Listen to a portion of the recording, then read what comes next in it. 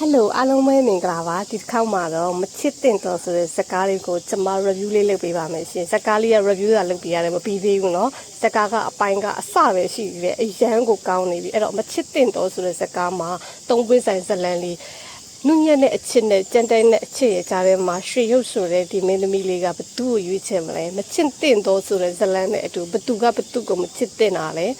ရန်ကြည့်လို့ကောင်းပါတယ်။အောင်ရဲလေးရဲ့တည်ဆောက်မှုတွေကမိန်းကလေးတွေနှလုံးသားကိုလုံးဝဖန်ဆားနိုင်တယ်ပေါ့နော်။ယောက်ျားလေးတွေလည်းမိန်းကလေးတွေနှလုံးသားကိုဖန်ဆားခြင်းနဲ့ဆိုအောင်ရဲလေးကိုကြည့်နော်။အဲတော့မိန်းကလေးတွေကလည်းယောက်ျားလေးတွေရဲ့အချစ်ခံမှုကြီးကိုကြည့်ခြင်းနဲ့ဆိုရင်အောင်ရဲလေးကိုကြည့်ယောက်ျားလေးရဲ့မိန်းကလေးကိုကြည့်တင်တယ်နော်။ကျွန်မဆိုအောင်ရဲလင်းကားကိုကြည့်ပြီးတော့လေရင်ဘတ်ထဲမှာလေဘာလို့လွမ်းနေကြမှန်းကိုမသိဘူး။အပိုင်းစနစ်ထီကိုလေတရက်ထဲနဲ့အပီးချစ်ပစ်လိုက်တာကျွန်မလေးသိလား။ဆက်စချင်းထွက်တော့ထွက်လို့ထွက်မှလည်းမသိဘူးမကောင်းထင်တာပေါ့နော်။ကြည့်ပြီးတော့အပိုင်း12ပိုင်းလုံးတရက်ထဲကြည့်ပြီးတော့ကျွန်မအဲ့ရတော့မှခွေးနေတယ်အောင်ရဲလေးရဲ့ချစ်တမှုကြီးရလေအရန်ချစ်ဖို့ကောင်းတယ်မိန်းကလေးပေါ့အရန်ယူဆိုင်တယ်သူကစီဝါရေးငငယ်ရွယ်နဲ့အောင်မြင်နေတဲ့စီဝါရေးလုပ်ငန်းသမားရန်တိုက်ခိုက်လည်းများတယ်ကောင်မလေးကိုလေသူကအရန်လေးချစ်တတ်တယ်နောက်ထပ်အရန်မင်းသားကကြတော့သူကနှုညံ့တဲ့အချစ်ပေါ့နော်မင်းသမီးလေးရဲ့အလို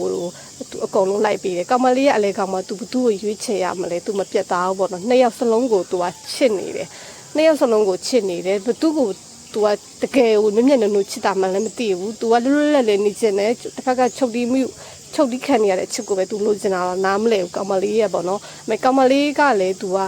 အရန်ချမ်းသာတယ်အပြင်မှာလည်းချမ်းသာတယ်နော်ကောင်မလေးကဒီစကားထဲမှာတော့သူကစင်းရဲတယ်ပေါ့နော်မင်းသမီးလေးက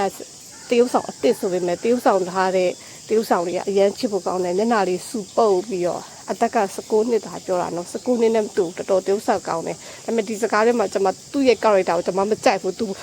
ပြက်တမရွေးချယ်ပဲနဲ့ easy လုံတာဟိုလေဒီစကားထဲမှာမင်းသားနှစ်ယောက်လုံးလေတရုပ်ဆောင်တာအားရတယ်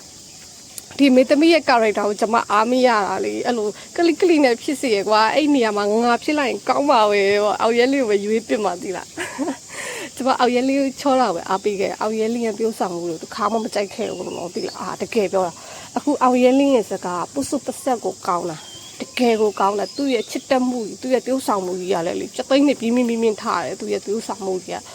ကြည့်လိုက်ပါနော်တကယ်ကိုပြောတာအပိုင်းရ12ပိုင်းပဲရှိသေးတယ်မပြီးသေးဘူးဒီတစ်ပတ်မှာဒီစကားကမလွင့်ဘူးဘာလို့လဲတော့မသိပါတော့အရင်ကကြည့်ခဲ့တဲ့ဒီအတ္တဆူတို့ကျင်ပေါ်တို့အဲ့စကားတွေလည်းတမျိုးစီကောင်းလို့ဒီစကားလေးကလည်းလေဒရမာမျိုးစုံနဲ့လောင်ရတယ်ချစ်တတ်တယ်ဒီမှာလူစုခန်းတွေလည်းပါတယ်အရန်ကောင်းတယ်ဒီစကားလေးကိုကဲမြန်မာကားကိုဘာကားကြည့်ရမလဲမသိဘူးဆိုရင်မချစ်တင်တော့စကားလောလောဆယ်ပြသနေတဲ့စကားအရန်ကောင်းတယ်အဲ့တော့